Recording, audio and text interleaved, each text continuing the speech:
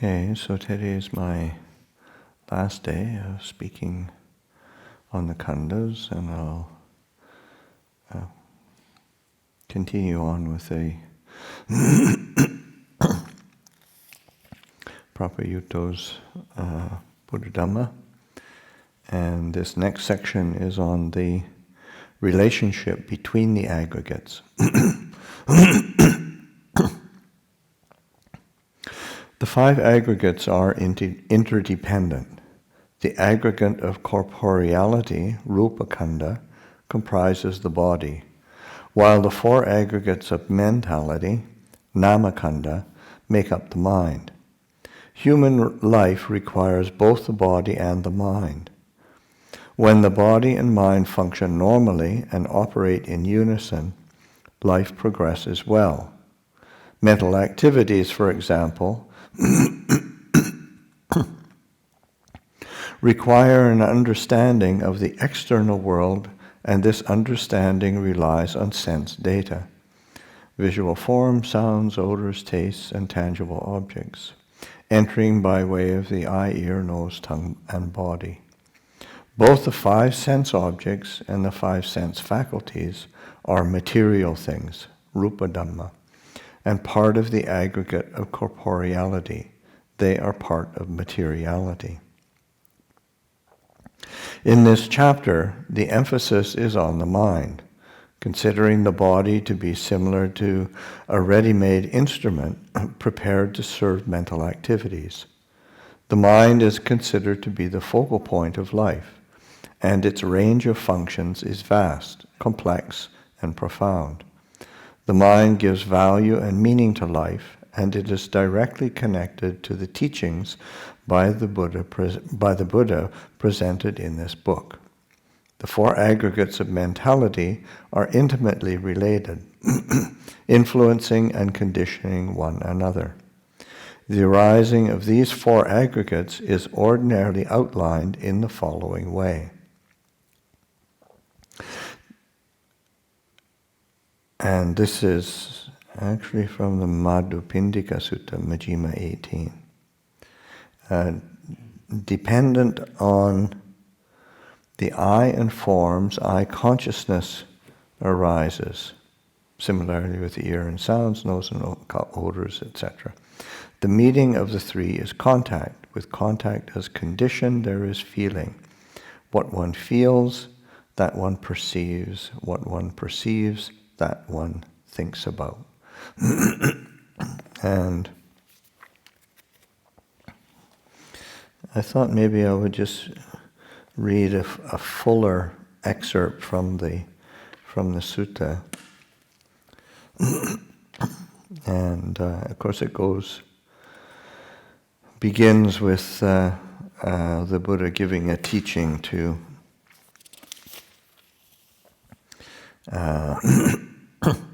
Dandapani the Sakyan, who was looking to find fault, and the Buddha teaches him somewhat abruptly and about the basis of non-contention. And then it's so short that many don't quite understand what that is. And then they go to Mahakajana to ask him to explain. Then listen, friends, and attend closely to what I shall say. Yes, friend, the bhikkhus replied. The Venerable Mahakajana said this. Friends, when the Blessed One rose from his seat and went into his dwelling, after giving a summary in brief, without expounding the detailed meaning, that is, bhikkhus, as to the source through which perceptions and notions, tinged by mental proliferation, beset a man, if nothing is found there to delight in, welcome and hold to, this is the end of the underlying tendency to lust, to hate, delusion. This is the end of resorting to rods and weapons, various odds and ends, quarrels, brawls, disputes, recriminations, etc. Here, these evil, unwholesome states cease without remainder. I understand the detailed meaning of it to be as follows. Dependent on the I and forms, I consciousness arises. The meeting of the three is contact. With contact as condition, there is feeling.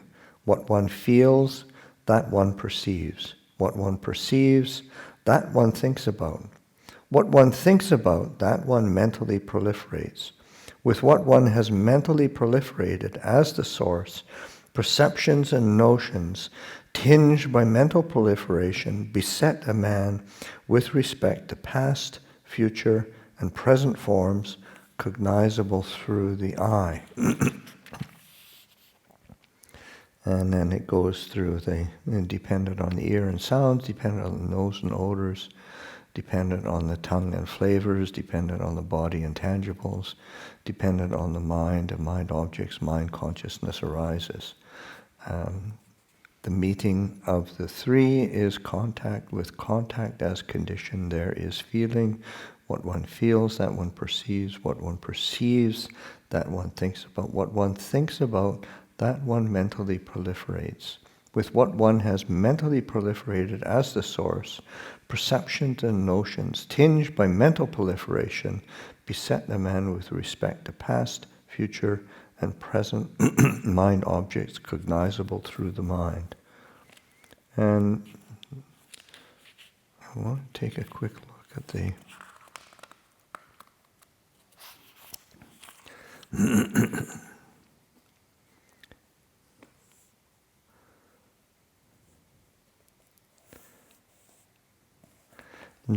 one of the things about this, I mean, it might seem a bit abstruse, but in the Pali,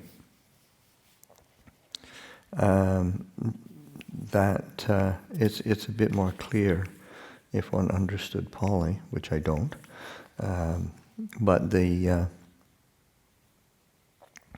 basically, when you're saying dependent on the Yanfa, it's talking about mainly like passive processes or processes that are happening. Whereas once it gets to what one thinks about, that one mentally proliferates, then there's a change in verb form, which is then an active engagement of self or of I, engaging in that mental proliferation, and then with that snowballs into the perceptions and notions, then get tinged by mental proliferation and beset a person. So that the complication or the difficulty is not in the contact or even in the feeling or the perception itself of that simple process, but it's the say the owning or the buying into and the actively getting involved in the proliferation. That's the problem. Here's an example. Gordon hears the sound of a bell. Ear plus sound plus ear consciousness. He finds the sound pleasant, equals Vedana. He perceives the sound as melodious, the ringing of a bell. And the sound of a melodious bell equals Sanya. He likes the sound and wants to hear it again. He thinks about striking that bell himself. He wants to obtain the bell. He thinks about buying or stealing the bell. That is the sankhara. Note the crucial role of feeling in this process. Perception pays particular focus on those objects providing pleasurable sensations. The greater the pleasure, the greater the importance bestowed on the object by perception. In addition, such pleasurable feeling incites people to think and act in order to increase the pleasure. One may describe this as a basic, ordinary, or elementary process. In this process, feeling, Vedana, acts as the incentive, similar to a person who invites one to take something, or to refuse and avoid it. Perception, sanya, is similar to a person who gathers and stores data or raw material. Mental formations, sankhara, resemble a person who takes this raw material and shapes it in preparation for work. Consciousness, vijnana, is similar to the director of the work, aware of everyone else's activities. It both opens the way for the work to be performed and it receives the results of the work. One complex aspect of this process is that feeling does not act as a catalyst for the other aggregates in a one-sided way.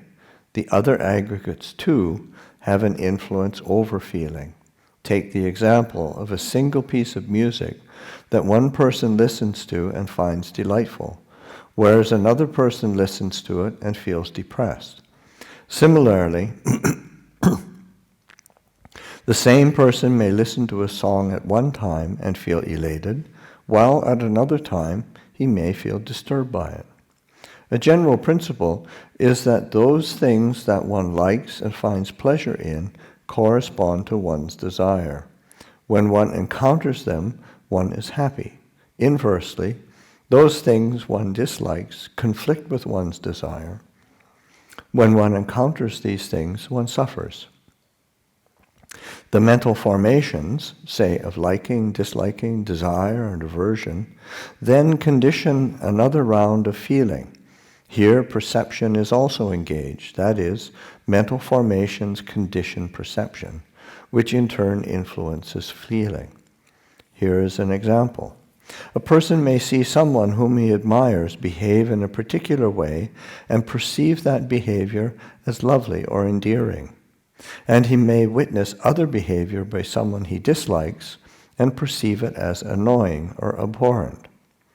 Later, he may encounter others exhibiting such behavior, which he has previously perceived as either endearing or annoying, sanya, and as a result, feel either delighted or distressed, that's vedana, and either approve of or be angered by it, sankhara.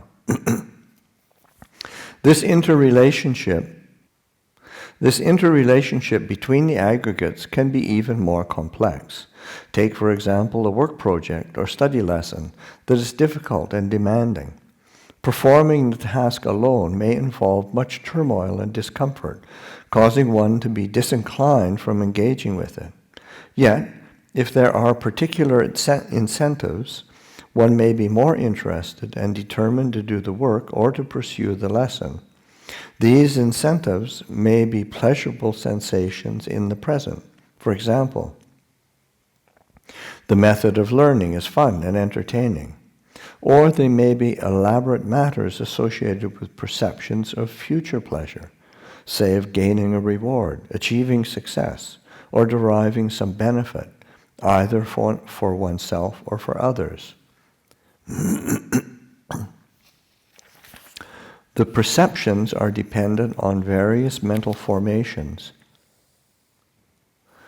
For example, craving, tanha, conceit, mana, and wisdom, panya, which then lead to further perceptions by bestowing meaning, value, and importance to the work or study.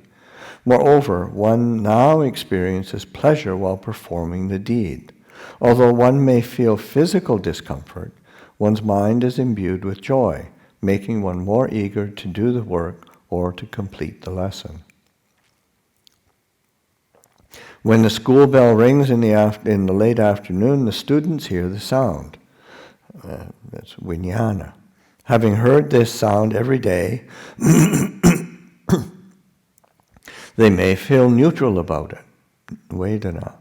All of them identify the sound as the bell denoting the end of the school day, sanya.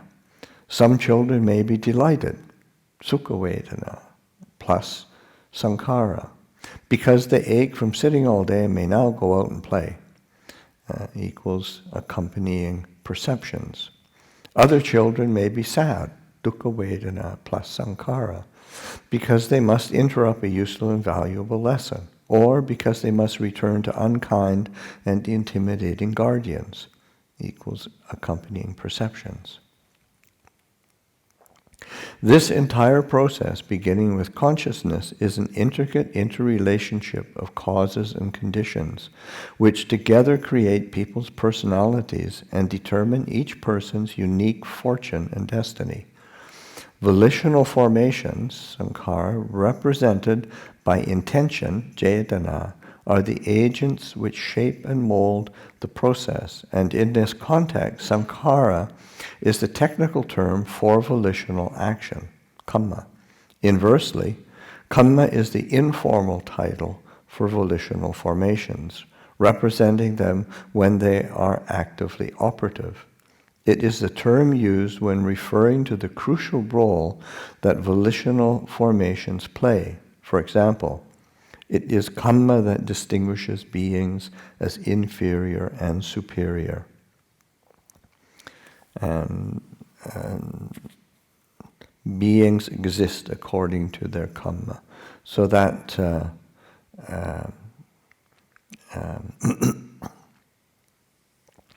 kamma distinguishes beings as inferior and superior. That is taken from the greater discourse. Oh no, it's the shorter exposition on kamma, Chula Kamma Vibhanga Sutta, Majjhima 135. And then beings exist according to their kamma. I mean, we chant that all the time, so it comes up many, many places.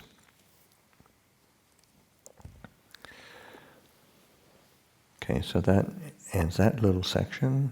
Any comments, questions?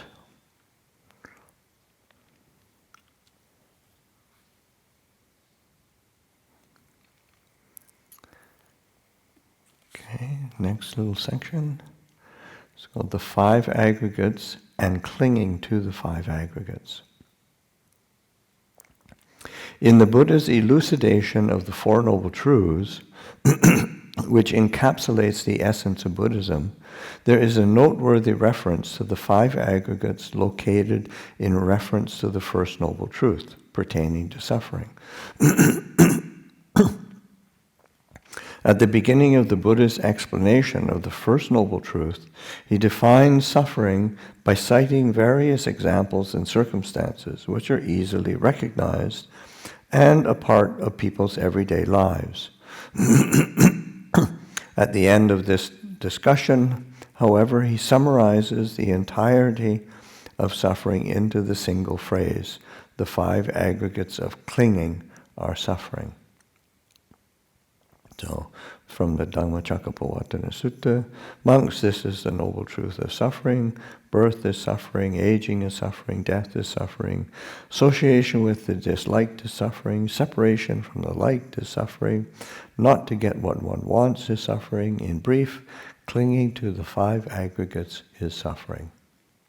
Here, let us look at the distinction between the term khanda by itself as opposed to the term upadana khanda by examining these words of the Buddha.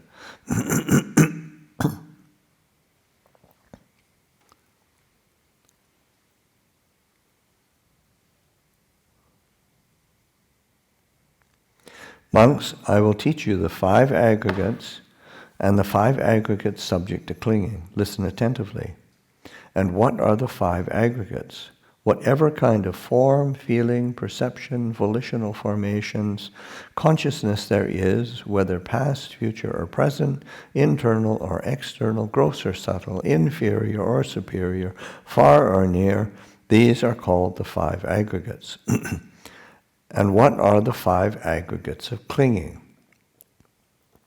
Whatever kind of form, feeling, perception, volitional formations, consciousness there is, whether past, future, or present, internal or external, gross or subtle, inferior or superior, far or near, that is tainted, sasava, so with asavas, accompanied by mental taints.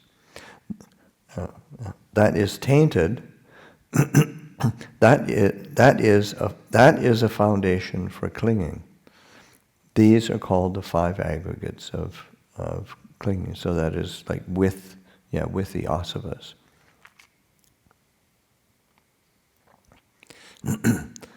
And that is from the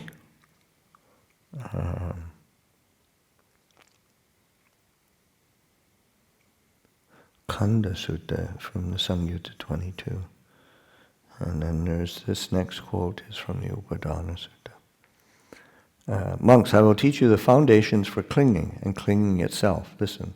Form, feeling, perception, volitional formations, consciousness is a foundation for clinging. The desire and lust, chanda raga, delight or intense desire culminating in attachment, for form, feeling, perception, volitional formations, consciousness is the clinging there. This distinction between the five aggregates and five aggregates of clinging is an important principle required for a deeper study of Buddhadhamma.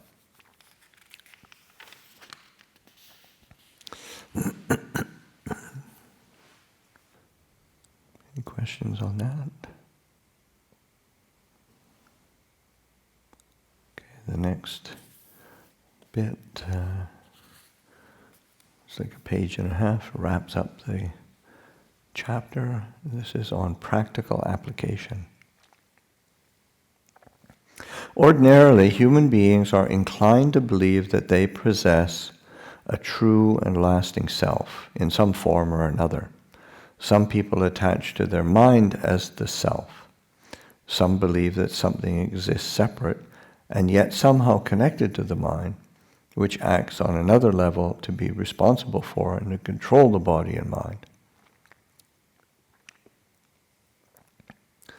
And as a footnote on that, saying, note the Buddha's words, it would be better, monks, for the uninstructed worldling to take as self this body composed of the four great elements rather than the mind. This is because this body composed of the four great elements is seen standing for 1 year, for 2 years, for 3, 4, 5 years, for 10, 20, 30, 40, 50 years, for 100 years, or even longer. But that which is called mind, citta, mentality, mano, or consciousness, vijnana, arises and ceases perpetually by day and night. And that's from the Nidana Samyutta, Asuttava, I say the uninstructed.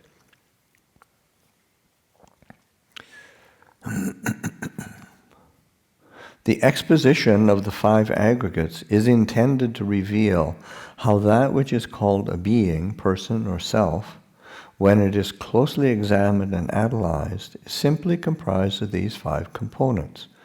There is no residual essence or substance existing separate from these five, and even these five aggregates exist within an interdependent relationship.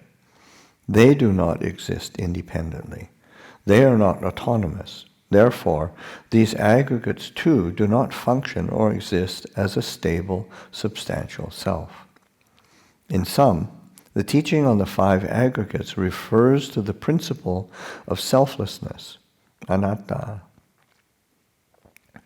of non-self, not self. Human life consists of a convergence of various elements or parts. There exists no substantial self as unifying principle or center point of these parts. None of the aggregates, components, etc., exist as a stable, lasting self, and no such self exists apart from them.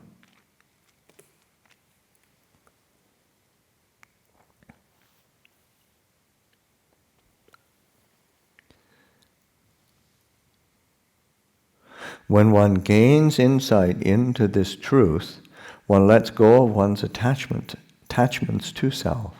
This principle of non-self is clarified in the teaching on dependent origination in relation to the five aggregates. And there, of course, Buddhadhamma has a huge chapter on dependent origination. Furthermore, when one understands that the five aggregates exist in an interrelated and interdependent manner, one will not develop the wrong views of either annihilationism, uchheda ditti, or eternalism, sasada ditti. Moreover, this understanding also leads to a correct understanding of the workings of karma. Again, the teaching on dependent origination explains this interrelationship and interdependence in more depth. Examining things by separating them into the five aggregates helps to train one's thinking abilities, and it nurtures the disposition to analyze the truth. When one encounters or engages with something, one does not look simply at surface appearances. Instead, one inclines towards investigation and inquiry of deeper truths. And crucially, this examination leads to an objective discernment of things, to seeing things as they are.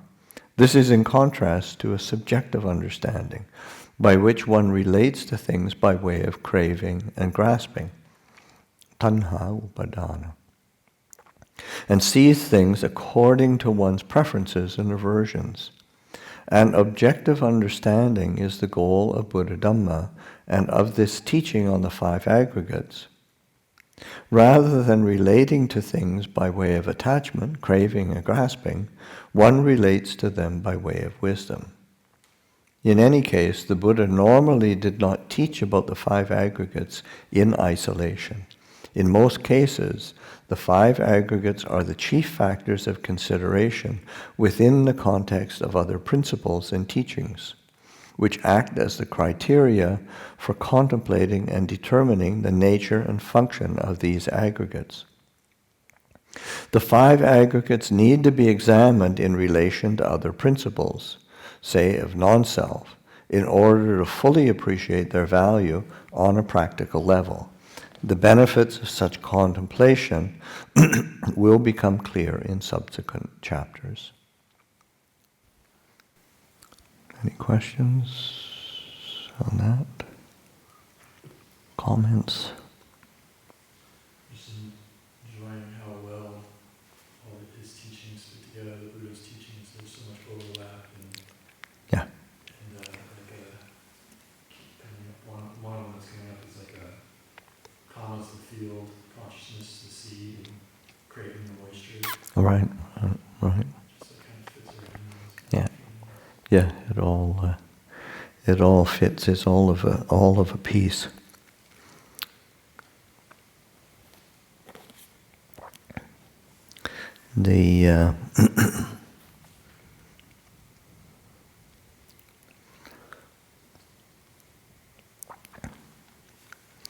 And I had some additional suttas that would be maybe nice to wrap up with. There's, a couple of my favorites. May as well go to my preferences.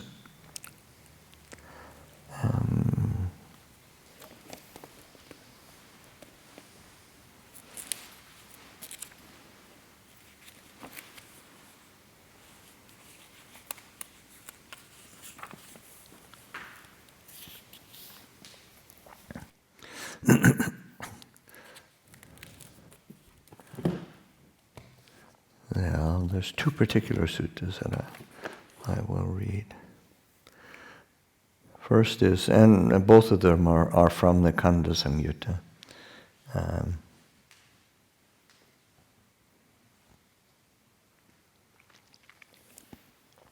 First one is Samyutta 22, 101, the adze handle.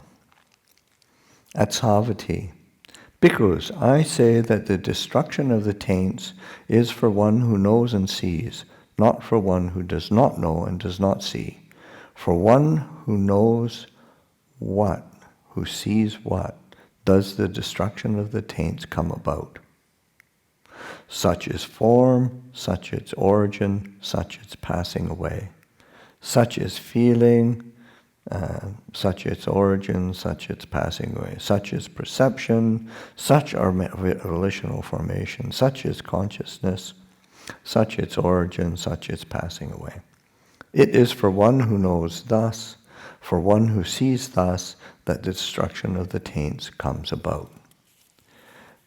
Bhikkhus, when a bhikkhu does not dwell devoted to development, even though such a wish as this may arise in him, oh, that my mind might be liberated from the taints by non-clinging. Yet his mind is not liberated from the taints by non-clinging. For what reason? It should be said, because of non-development. Because of not developing what? Because of not developing the 4 establishments of mindfulness, the 4 right strivings, the 4 bases of spiritual power, 5 spiritual faculties, the 5 powers, the 7 factors of enlightenment, the Noble Eightfold Path. Suppose, bhikkhus, there was a hen with 8, 10, or 12 eggs that she had not covered, incubated, and nurtured properly. Even though such a wish as this may arise in her, oh, that my chicks might pierce their shells with the points of their claws and beaks and hatch safely. Yet the chicks are incapable of piercing their shells with the points of their claws and beaks and hatching safely. For what reason? Because that hen with 8, 10, or 12 eggs had not covered, incubated, and nurtured them properly. So too, bhikkhus, when a bhikkhu does not dwell devoted to development, even though such a wish as this might arise in him, oh, that my mind might be liberated from the taints by non-clinging. Yet his mind is not liberated from the taints by non-clinging. For what reason? It should be said, because of non-development, because of not developing what? Because of not developing the 37 factors of awakening.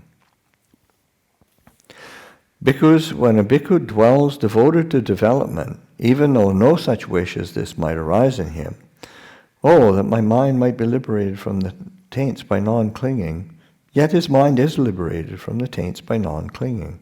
For what reason? It should be said, because of development. Because they're developing what? Because they're developing the 4 establishments of mindfulness, the 4 right strivings, the 4 bases for spiritual power, the 5 spiritual faculties, the 5 powers, 7 factors of enlightenment, the Noble Eightfold Path. Suppose, bhikkhus, there was a hen with 8, 10, or 12 eggs that she had covered, incubated, and nurtured properly. Even though no such wish as this might arise in her, oh, that my chicks might pierce their shells with the points of their claws and beaks and hatch safely. Yet the chicks are capable of piercing their shells with the points of their claws and beaks and of hatching safely. For what reason? Because that hen with 8, 10, or 12 eggs had covered, incubated, and nurtured them properly. So too, bhikkhus, when a bhikkhu dwells devoted to development, even though no such wish as this might arise in him, oh, that my mind might be liberated from the taints by non-clinging. Yet his mind is liberated from the taints by non-clinging. For what reason? It should be said, because of development. Because of developing what? Because of developing the 37 wings to awakening. When, bhikkhus, a carpenter or a carpenter's apprentice looks at the handle of his adze, he sees the impressions of his fingers and his thumb, and he does not know. So much of the adze handle has been worn away today, so much yesterday, so much earlier. But when it has worn away, the knowledge occurs to him that it has worn away. So too, bhikkhus, when a bhikkhu dwells devoted to development, even though no such knowledge occurs to him, so much of my taints has been worn away today, so much yesterday, so much earlier. Yet when they are worn away, the knowledge occurs to him that they have been worn away. Suppose, bhikkhus, there was a seafaring ship bound with rigging that had been worn away in the water for 6 months. It would be hauled up on dry land during the cold season, and its rigging would be further attacked by wind and sun. Inundated by rain from a rain cloud, the rigging would easily collapse and rot away. So too, bhikkhus, when a bhikkhu dwells devoted to development, his fetters easily collapse and rot away.